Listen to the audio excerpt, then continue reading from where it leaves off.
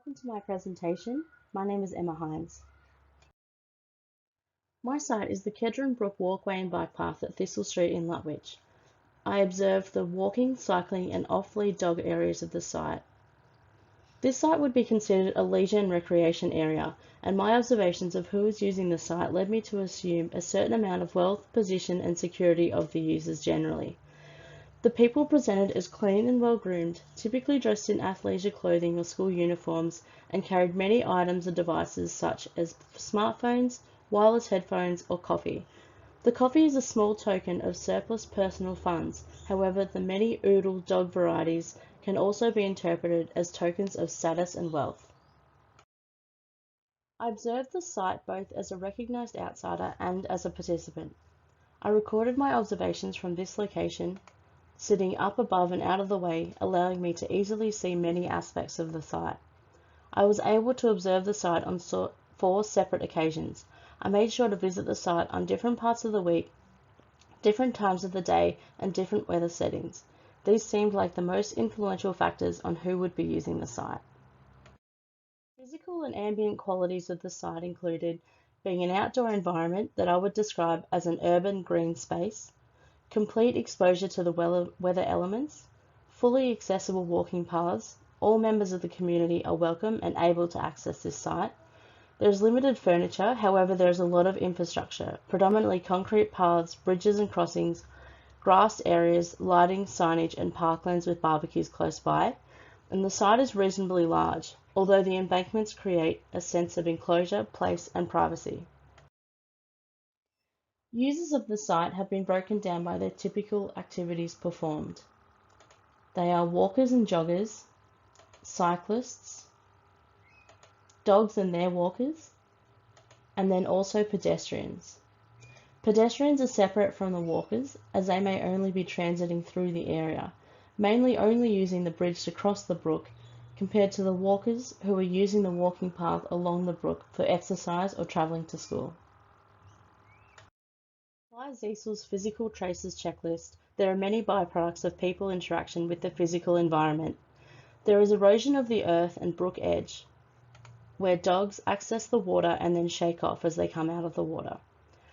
There are no concrete pavements or infrastructure on the entire western bank of the brook, so significant erosion and wear has occurred by people and dogs, who I would estimate to be almost 50% of users. This is exemplified by a wide, heavily eroded track created by people near the cafe on Thistle Street, heading towards the off-lead dog area on the western bank. The remainder of the site, the footpaths are well worn from walkers, joggers, cyclists, and there is still damage and debris remnants from the flood event in February 2022. The flood event obviously had a major impact on Kedron Brook, rendering the site inaccessible, unusable, and unsafe during and immediately after the flood. Impacts of the floods remain present now in September, mainly being erosion of vegetation and earth along the edge of the brook, debris caught in the bridges, and all of the lighting has been damaged. When I observed adaptations to the site, the following props, separations, and connections were present. The brook acts as a natural divider for the whole site, however it is unclear whether this is a man-made or natural waterway. Props and separations, the cycling and walking paths are separated, as well as the off-lead dog area on the opposite side of the brook. This supports the different paces of the walkers and the cyclists, and separates the wandering dogs from the speedy bikes, creating a safer space for these activities to happen simultaneously. There are some public messages present on the site, mainly formal and official from Brisbane City Council. They are maps and directives informing people on how to use the site and where they are located in the suburb. I did not find any informal or illegitimate signs, including graffiti. My observations found that this site is very legible, I think due mostly to the simple purpose of the site. There are many users of the site, however the usage is limited to walking, running, cycling, scooting, or walking dogs. This explains why there is limited or no seating and rubbish bins. The purpose of the site is essentially to move through it. This seems reductive, however the site fulfills this purpose perfectly, with wayfinding as the primary cognitive necessity. The paths are clear, wide, labelled, connected, even and in good condition. The edges of the site are clearly defined by steep banks on either side. Nodes are identifiable at intersections of the pathways and access points to the site, both formal and informal. The districts are easily identifiable on either side of the brook, including what their functions are. Landmarks play a passive role in the site. Residential properties rest at the top of the banks on either side of the site, and the vehicle bridge acts as an instrument for travelling and identifying where you are in the city. Another lens to consider the environmental factors of the site through include the probabilistic functionalism theory from Egon Brunswick. In this theory, we consider the experience of the user and identify the cues for this experience.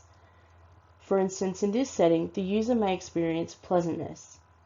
For this site, we can perceive pleasantness through distal cues such as a wide open space, natural environment, low auditory arousal, no loitering or crowding of people, there is animals and natural wildlife, the site is relatively clean of rubbish and pollution, and there are legible elements such as paths, ramps and lighting which lead to comfort. The proximal cues which elicit this experience could be desirable thermal comfort from the sunshine, an orderly nature due to the clearly designed and defined zones, comfort from walking paths leading to accessibility, a sense of healthiness from active and exercise, spending time in nature or with our pets. These cues and perceptions are heavily subjective, based on personal experiences and preference to open, natural spaces, animals and sociability. In comparison, a person might find the lack of crowding to be concerning, and the time of day or weather of the day makes a significant difference to the experience. In conclusion, as per Brunswick's research, the cues are not perfectly reliable, but instead probable on their influence of the user's perceived experience. Let's consider the emotional response model as shown here. This theory applies our emotional response to our perceived environment as the main moderator of our behaviour. Morabian and Russell reduced the influences to these three factors: intensity, novelty, and complexity. Intensity is relevant for this site, as when you are down near the brook on either side, the site can be perceived as the entirety of our sensorial space, visually, auditorially, and physically. This is created by the large embankments on either side of the brook. They are tall enough that a regular person cannot see past them, and they drown out much of the city noises. It is important to acknowledge, though, that while the entire sensory experience is consumed by the site when you are in it, the majority is negative space, i.e. wide open, fresh air, large spanning lawn and path areas. So while there is a magnitude of the site, there is little complexity or novelty. Once you are familiar with the site, there is seldom change or variety. From end to end, Kedron Brook is much the same thing. The emotional response to the site is of general calmness, serenity, and relaxation. I have determined the following factors as contributors to this outcome. While at the site, a reflection I've had many times is how lucky we are to live in a place like Brisbane, where the community values the outdoors and natural environments, so much so to invest and maintain these free public facilities. However, due to the full exposure of the weather, the emotional response to the site can quickly shift to an unpleasant experience with the onset of rain or strong winds. And we should also acknowledge that the environment is undesirable at night time due to no lighting. To apply Gibson's affordance theory, I've contextualized the site to its substances, surfaces, and textures. The predominant surfaces and substances of the site are the extended concrete horizontal paths for walking and cycling. These are used by at least 50% of the site occupiers by my estimation, and afford the users to fulfill the purpose of the site, which is to move through it. These surfaces allow really just for this single purpose, although it can be via different behaviours such as running or scooting as well. Notably, on the other side of the site, there is a distinct and perceivable texture change between the grass and the worn earth, where dogs and their walkers travel along the brook. These informal tracks are immediately recognisable as a pathway, even though the walkers, and of course the dogs, seem to use them at random, perhaps depending on how comfortable the texture is underfoot. To extend on this theory, the different zones of the site, the concrete formal pathways compared to the off-lead dog area where there are no formal pathways, afford the users different experiences. If you are a person who is fearful of dogs, you will hardly encounter any on the eastern bank of the brook. Additionally, cyclists can travel much faster as they have their own pathway and no freely wandering dogs to watch out for. In contrast, the off-lead dog area allows for dogs to swim, socialise and play with other dogs, and for their owners to casually stroll and take up space to throw balls and sticks without blocking a determined pathway. To analyse the site through psychosocial and cultural lenses, we can consider a number of factors. Ultimately, this site is sociofugal. The purpose of the site is to travel through it.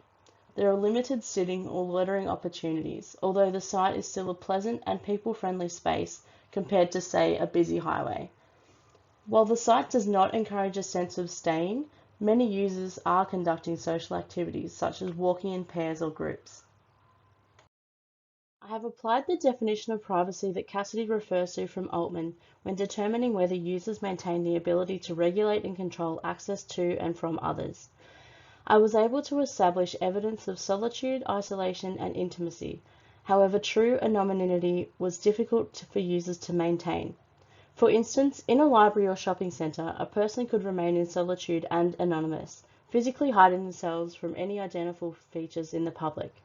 Whereas at Kedron Brook, there were no opportunities to conceal yourself visually or physically. In terms of solitude, isolation, and intimacy, there are opportunities for social engagement, but no sense of obligation to do so with unrelated persons. This is influenced by the space afforded to the users, where there is plenty of physical room to move past people without interaction. But due to the public nature of the site, people seem to be inclined to be polite towards each other and generally acknowledge the presence of another human being. If we conclude that the purpose of the site is for exercise and travel, then the site's design is fit for purpose, although the following recommendations would influence the experience for users. There are long stretches of pathways where there is simply no shade. Seating off the walkways and in the off-lead dog areas would facilitate more social activity. The boardwalk or formal pathway on the western bank would minimise erosion from people and dogs and improve accessibility for people who require walking aids. Signage for the toilets. There are maps at random intervals along Kedron Brook, but more frequent signage and maps would be useful, particularly for toilet amenities as they are not visually accessible from the pathways and they are difficult to find without cues. Lighting makes a significant difference as to the usability of the site, including the hours that can be used and who may use it. And safety cameras may be a controversial suggestion, but they may provide a sense of safety and surveillance for all users of the site.